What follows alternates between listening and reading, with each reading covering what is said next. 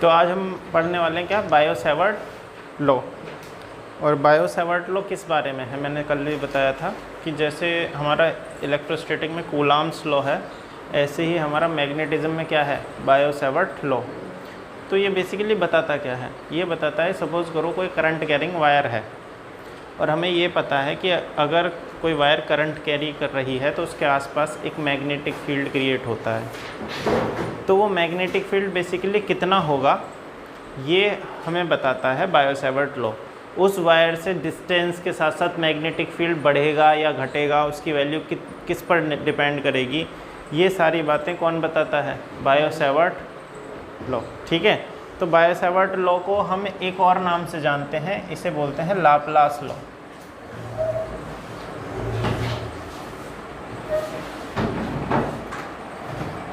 इसे और क्या बोलते हैं, लैप्लास लॉ।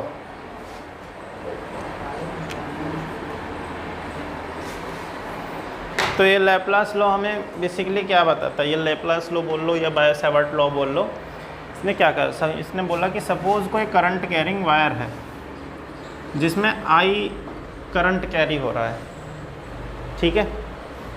इस वायर से यहाँ से R डिस्टेंस दूर कोई पॉइंट है P, जिस पॉइंट पर हमें नेट मैग्नेटिक फील्ड कैलकुलेट करना है। तो किस किस बात पर निर्भर करेगा, तो उसने कहा कि जैसे ये कोई वायर है तो यहाँ हम एक छोटा सा लेंथ एलिमेंट ले लेते हैं जिसे हम बोलते हैं DL, सही है।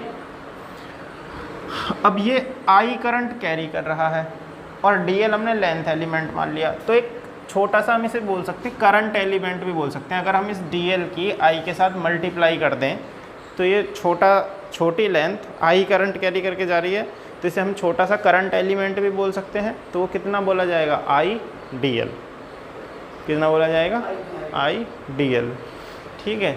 तो यहाँ हमारा क्या है, small current element, small current element क्या है, IDL।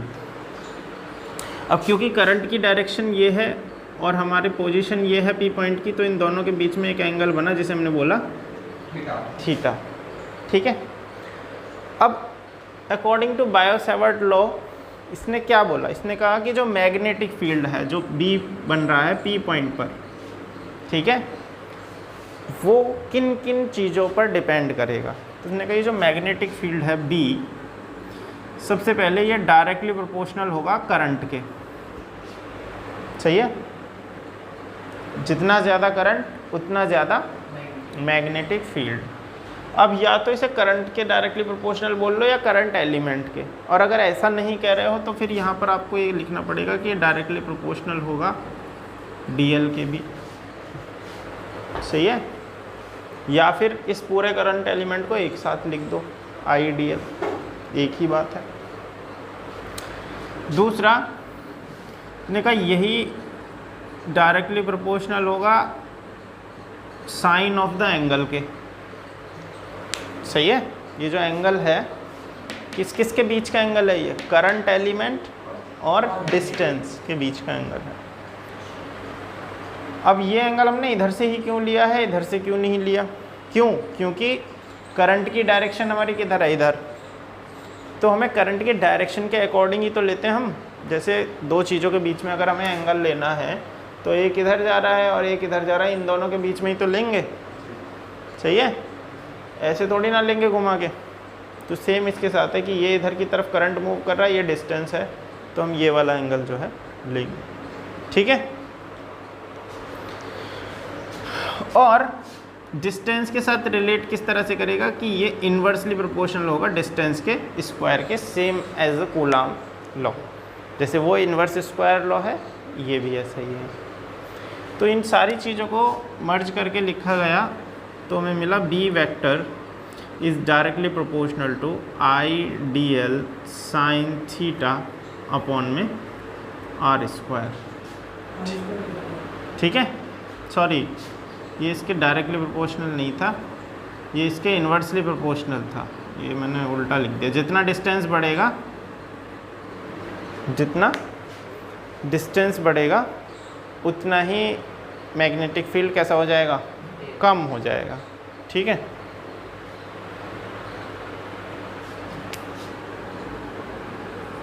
ठीक, क्लियर।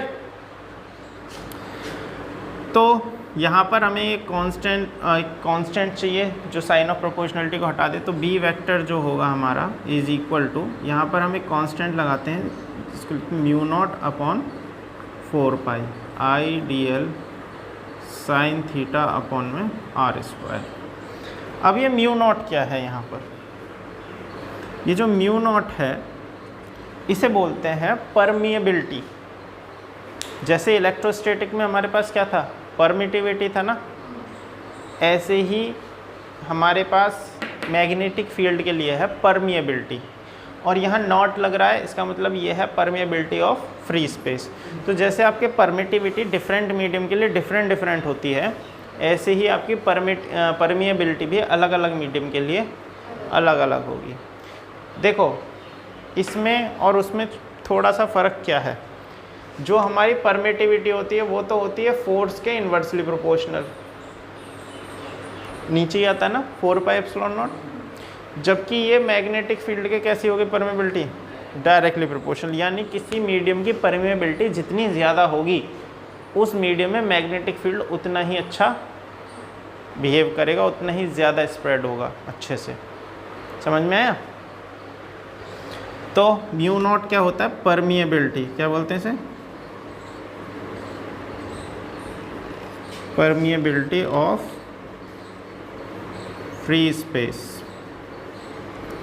अब इस म्यू नॉट की जो वैल्यू है वो होती है 4 पाई इंटू 10 की पावर -7।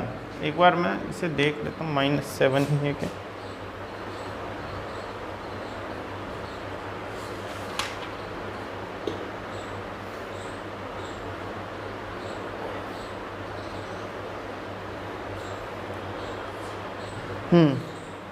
-7 ही है, ठीक है। तो म्यू नॉट की क्या वैल्यू है, 4 पाई इंटू 10 की पावर -7। तो म्यू नॉट अपॉन 4 पाई पूरे की वैल्यू कितनी हो गई, 10 की पावर -7। ये वैल्यू अकेली किसकी है, म्यू नॉट की, ठीक है। तो म्यू नॉट अपॉन 4 पाई की जो वैल्यू होगी हमारे पास वो कितनी हो जाएगी, 10 की पावर -7। क्लियर है। तो ये था आपका बायो सेवर्ट लॉ। इससे हम एक करंट कैरिंग वायर की वजह से कितना मैग्नेटिक फील्ड किसी स्पेस में बन रहा है वो हम निकाल सकते हैं, ठीक है। ये एसआई सिस्टम में है, किस में है, एसआई सिस्टम में, 4 एसआई सिस्टम ये है। और सीजीएस सिस्टम के लिए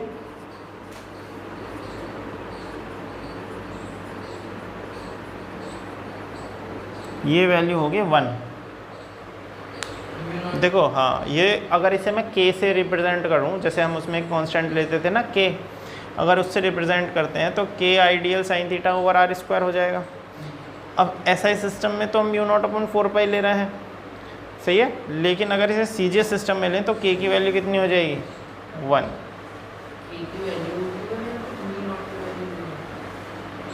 इस पूरे की वैल्यू 1 हो जाएगी। एक बात समझो, इसको मैं यहाँ लिख सकता था, इस कांस्टेंट को हटा के इसको मैं इस तरह से लिख सकता हूँ, B vector is equal to K I D L sine theta over R square. तो ये एसआई सिस्टम के लिए हमने म्यू नॉट ओवर 4 पाई रखा, सही है, के की वैल्यू जो कि ये थी। और एसआई सिस्टम के लिए इसकी वैल्यू क्या है, 4 पाई इंटू 10 की पावर -7। तो म्यू नॉट ओवर 4 पाई कितना बचा, 10 की पावर -7। लेकिन सीजीएस सिस्टम के लिए इस पूरे की वैल्यू या के की वैल्यू कितनी हो जाएगी हमारी, 1 हो जाएगी। क्लियर, ये रहता है। लिखो इसको हम और भी चीज़ों में कन्वर्ट कर सकते हैं। जैसे हमारा आईडीएल है, आईडीएल है, इसको ज़रा अगर हम देखें, आईडीएल, और आई हमारा, आई को मैं लिख सकता हूँ Q अपॉन में T इंटू डी एल।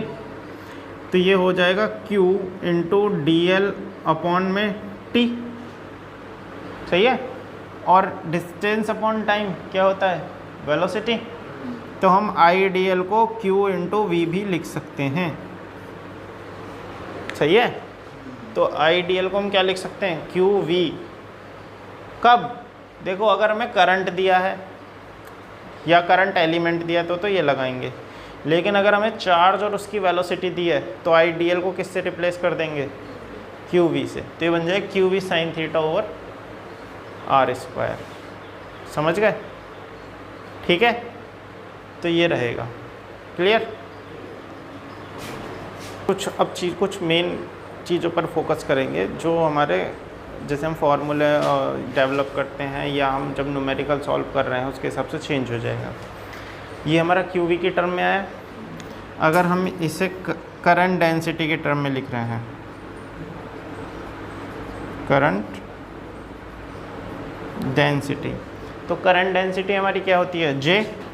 तो J इज इक्वल टू क्या होगा, I अपॉन में A, ठीक है। अब हमारे पास यहाँ है IDL, हमें इस IDL को रिप्लेस करना है।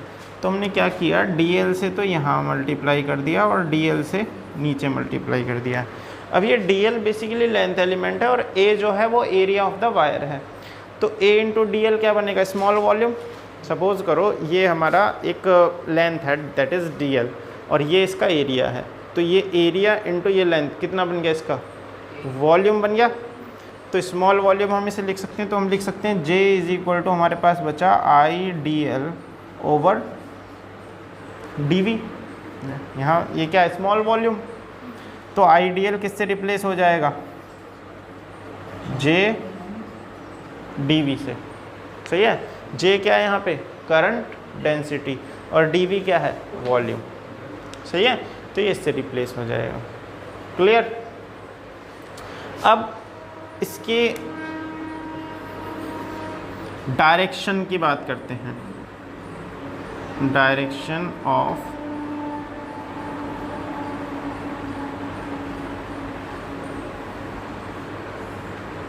Magnetic field. तो हमने करंट कैरिंग वायर है, सपोज करो ये वो करंट कैरिंग वायर है, ये इस डायरेक्शन में ऊपर की तरफ करंट कैरी कर रहा है।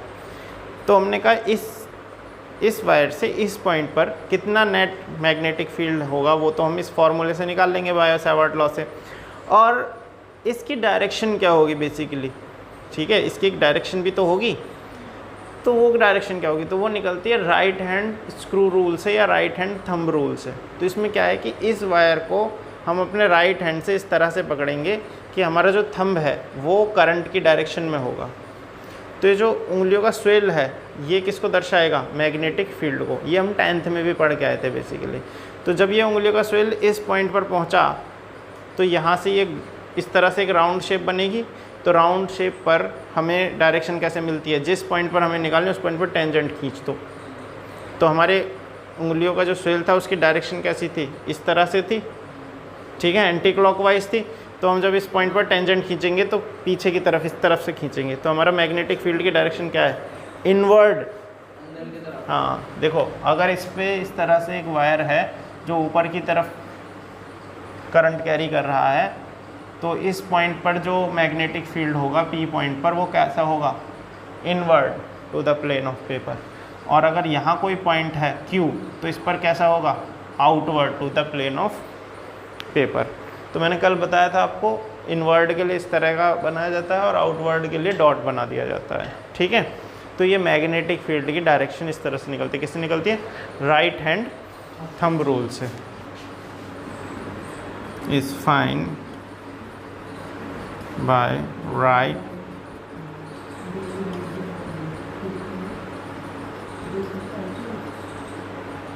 राइट हैंड थंब रूल, ठीक है। अब ध्यान दो, मैंने ये तो आप लोगों को बताया कि जो कूलाम्स लॉ है और जो बायो-सावर्ट लॉ है दोनों में एक जैसे हैं बेसिकली। तो सिमिलरिटी तो इनमें यही है कि दोनों लॉन्ग रेंज के लिए काम करते हैं। वो चार्ज की वजह से हमें इलेक्ट्रिक फील्ड बताता है, ये करंट की वजह से हमें मैग्नेटिक फील्ड बताता है, ठीक है। दोनों इन्वर्स स्क्वायर लॉ को फॉलो करते हैं, ये भी इन्वर्स स्क्वायर है और वो भी इन्वर्स स्क्वायर है। इन दोनों के बीच में डिसिमिलरिटी क्या है, जो वो इलेक्ट्रोस्टैटिक फील्ड निकाल रहा है बेसिकली, उसका जो मेन सोर्स है दैट इज़ चार्ज, वो क्या है, एक स्केलर क्वांटिटी है। जबकि ये जिसकी वजह से मैग्नेटिक फील्ड बना रहा है दैट इज़ करंट एलिमेंट, वो क्या है, एक वेक्टर क्वांटिटी है। करंट एलिमेंट एक वेक्टर क्वांटिटी है। ध्यान देना, करंट खुद एक स्केलर क्वांटिटी है, लेकिन जब वो करंट एलिमेंट बन जाता है तो इसकी एक प्रॉपर डायरेक्शन है। जैसे इसकी डायरेक्शन क्या है, ये सही है, तो यहाँ पर हम इसे कैसा ट्रीट करेंगे, वेक्टर की तरह। तो देखो यहाँ पर ये हो रहा है ना, I D L sine theta आ रहा है ना, सही है, तो ये साइन थीटा है। अब वैसे हमने इसे आई डी एल को क्यू वी की टर्म में रिप्लेस किया है ना, तो अगर हम इसे वेक्टर फॉर्मेशन में लिखें तो ये वी क्रॉस आर हो जाएगा, सही है। अपॉन में क्या आएगा फिर, आर की क्यूब, ठीक है। तो वेक्टर फॉर्मेशन हमारे जैसे उसकी हटा दी है तो हमारे कूलाम्स लॉ की, तो हम पढ़ते नहीं हैं उसे, वरना ये तुम्हें पता चल जाता कि कैसे लिखते हैं वेक्टर फॉर्मेशन। एक यूनिट वेक्टर सामने लगाया जाता है कि बेसिकली इसकी डायरेक्शन क्या है। तो इलेक्ट्रिक फील्ड बनता है बेसिकली, वो हमारा उसी लाइन के अलोंग बनता है जो बेसिकली डिस्प्लेसमेंट वेक्टर है, या जो हमारा पॉइंट चार्ज है उससे हमने किसी पॉइंट पर इलेक्ट्रिक फील्ड निकालना है, तो जो लाइन ज्वाइन कर रही है उस लाइन के अलोंग ही बनेगा सीधा सीधा, सही है। जैसे कि ये हमारा कोई पॉइंट चार्ज है, इसकी वजह से हमने ये पी पॉइंट पर, ये चार्ज है क्यू, इसकी वजह से पी पॉइंट पर हमें इलेक्ट्रिक फील्ड निकालना है, तो ये जो लाइन इन दोनों को जोड़ रही है इसके अलोंग बनेगा, या तो इधर बने या फिर इधर बने, ये डिपेंड करेगा चार्ज पॉजिटिव है या नेगेटिव है, पर इसी लाइन के अलोंग ही बनेगा। जबकि यहाँ अगर हम मैग्नेटिक फील्ड पर ध्यान दें तो इन दोनों लाइन, इसको ये करंट है, ये आर है, और मैग्नेटिक फील्ड कहाँ बन रहा है, perpendicular to both direction. Current element और डिस्टेंस दोनों के कैसा बन रहा है, परपेंडिकुलर बन रहा है, ठीक है। तो ये परपेंडिकुलर रहता है, ये अलोंग द लाइन ही रहेगा। तो ये बेसिकली डिफरेंस है, ठीक है, इन दोनों के बीच में। समझ में आ रहा है? तो बस यही एक डिफरेंस है बायो-सैवर्ट लॉ और उसके बीच में।